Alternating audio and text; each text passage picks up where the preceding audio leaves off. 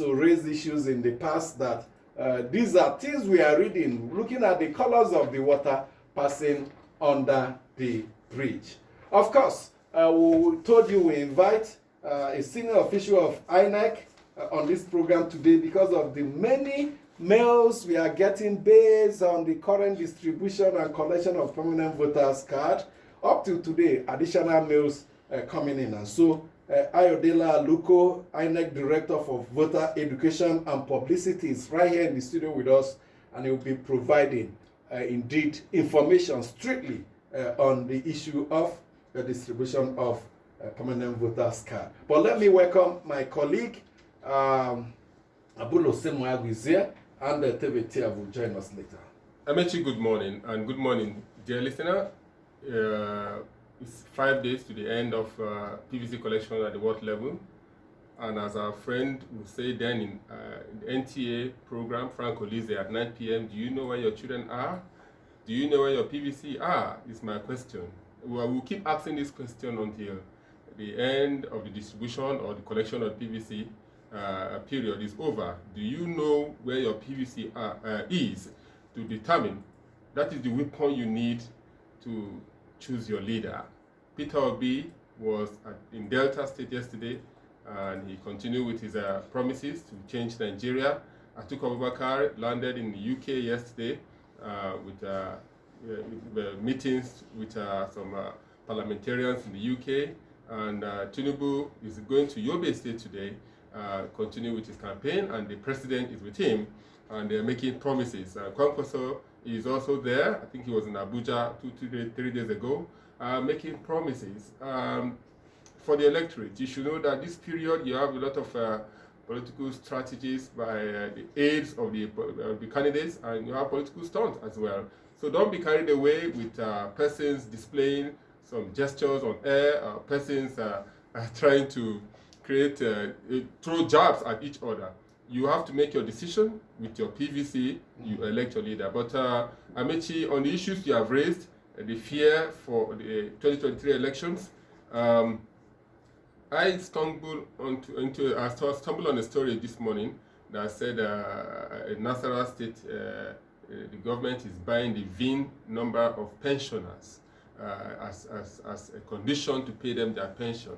The PDP in the state is raising the alarm, and that's pathetic if that is true, that pensioners are formed into support group of the ruling party, and you must provide your VIN number and give with condition that you will vote before they pay you pensions. That is pathetic, and that is not what we should be hearing at this moment. We have asked the National Registration Agency to go on the sensitization of voters, telling them not to trade their votes, tell them not to sell their votes, and tell them not to belong to the violent groups. On the issue on the fear of 2023 election, Amici. Yes, the fear is there. Of course, I'm coming back to that. Yes, INEC by our laws can suspend election. INEC by our laws can postpone election. We have seen INEC rely on those provisions of our laws in the past, in 2015 and 2019, to postpone election. INEC is raising fears again that it may be forced to indeed rely on those powers to indeed shift this election on a condition.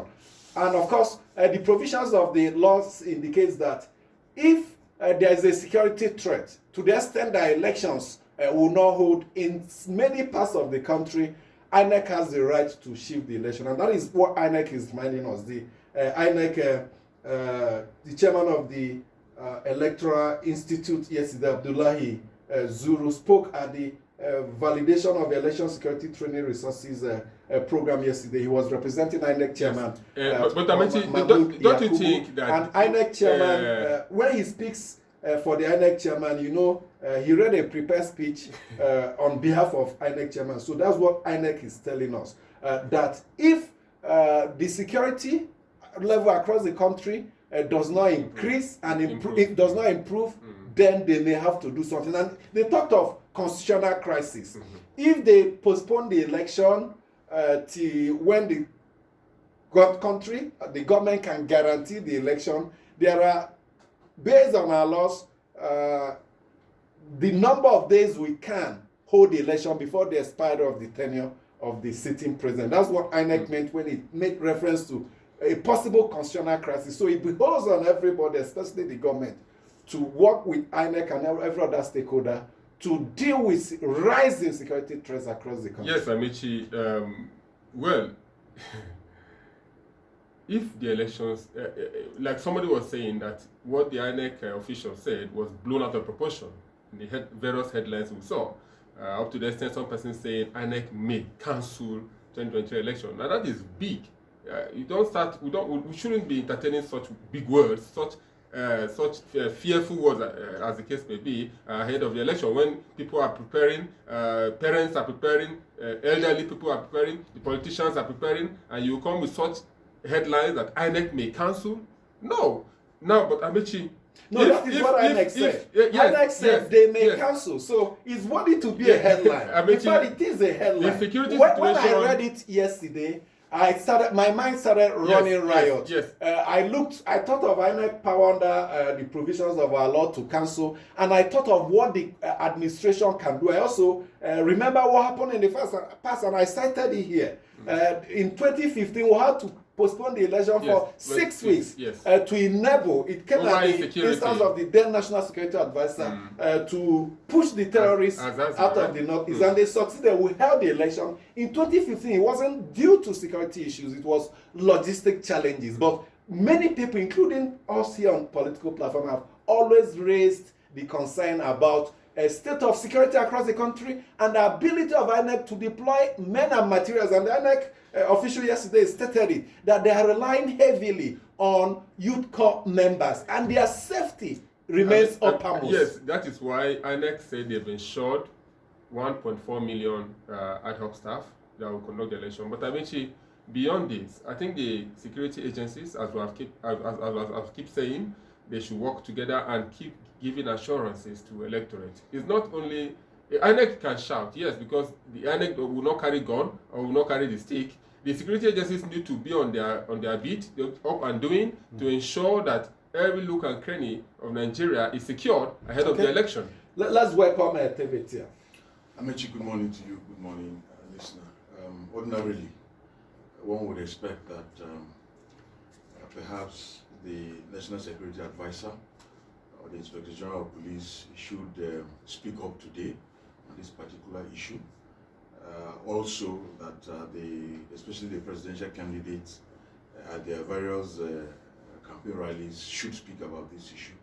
But what we've noticed recently is that even when you have very germane, so serious issues on ground, you don't see them speak to those issues, unlike what we have in other climes, as it were. So we'll wait to see what the reaction of the government to this would be. But if you recall, some of us have said if INEC does not postpone these elections, it will be a miracle.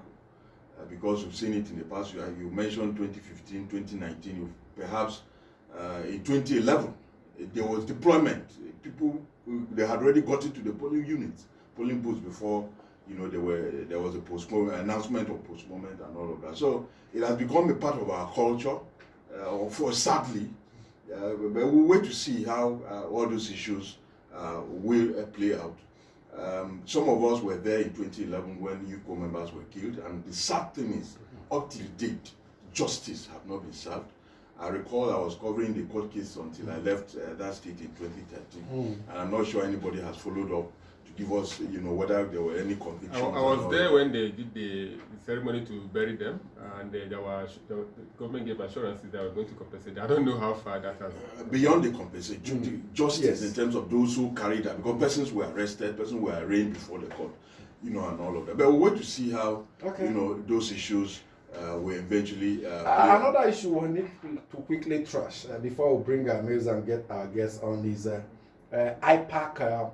Statement yesterday, the Inter-Party Advisory Council, the organization of all registered political parties in Nigeria, they say there's a fresh move, fresh plot by some undesirable elements to get rid of INEC chairman Mahmood Yakubu because of his insistence on the use of beavers. We have told you several on this program that we're also reading pressures, and we told you in the past, during 2015, there were pressures on the then president from the then PDP to get rid of Tahiru Jega because he insisted on the use of card reader, and many people said, once you bring in card reader, PDP is dead. A lot of people also said, once you bring beavers, APC is gone as far as this election is concerned. So the question is, who are those after the INEC chairman? There was a court case that came up yesterday, and the court ruled stopping the security agencies, DSS, police, EFCC from investigating or arresting INEC chairman based on issue of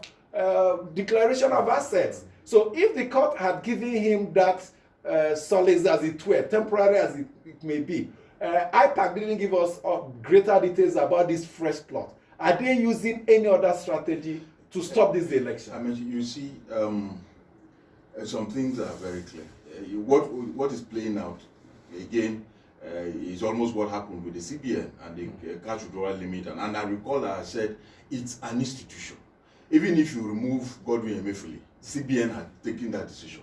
Even if you remove Professor Mahmoud Jega today, INEC has taken a decision. Not just a decision, there's a law backing the decision of INEC to go ahead with beavers and other arrangements that are good. So even if Professor Mahmoud Jega leaves office today, even if his term ends today, INEC will still go ahead. Is there no difference between when your guy is there, despite these rules, despite these laws, when you have your man up there? There are things he could do. Yes, there are ways you can bend the law without breaking it. I mean, maybe before Abulu comes in, we have attended a number of sessions with political parties, NGOs and all of that, and the way the confidence they speak with, in respect, the kind of confidence they speak in respect, the way they speak of the confidence they have in INEC, not just the chairman, gives me as a person confidence that even if Amechi, these are politicians, Amechi, and if INEC has kept giving us assurances that the beavers is okay, it will work. These are politicians, and don't you think they are trying to hit up the polity, trying to bring up all these issues about those that don't want beavers to be used, those that are after Mahmoud Yakubu's life? I think they are trying to hit up the polity because are you certain? Yeah, because they are politicians. What about the court case? The court case, the person is talking about declaration of asset, and not talking about beavers, not talking about whether so Mahmoud if they want or not. Yakubu out, one way it could be done, recall the Chief Justice of Nigeria, former Chief Justice Walter Onoye, was removed from office over the same issue, declaration of asset. So if some persons are investigating or want to investigate INEC chairman based on declaration of asset, don't you think what happened to Onoye may also happen to him? But it's an institution, as Tevye has said. Even if Mahmoud Yakubu is removed today, the institution will carry on. The Supreme Court is an institution. The head was removed and a law happened. The INEC chairman is not above the law. If he commits a crime today, there's no law that stops him because he's INEC chairman, because the election is on May 25, he should not answer for it. But like I said, INEC is an institution. We will have a guest in the house, but let's get your mails before we come to him. Thank you, Amici. Welcome to the new segment. I am Amaka Okoro.